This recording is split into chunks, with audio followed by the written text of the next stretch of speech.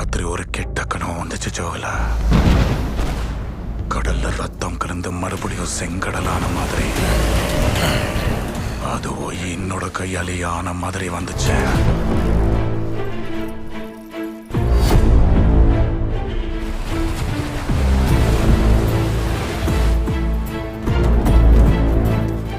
பயம் போகணும்னா தெய்வத்தோட கதையை கேட்கணும். பயம் அண்ணா என்னன்னு தெரியணும்னா தேவர கதையை கேட்கணும்.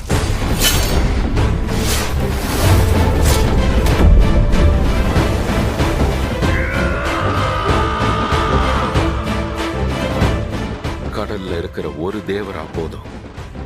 மலை மேல இன்னொரு தேவராவை உருவாக்கணும். அது உங்களுக்கு தான் ஆபத்து பைரா.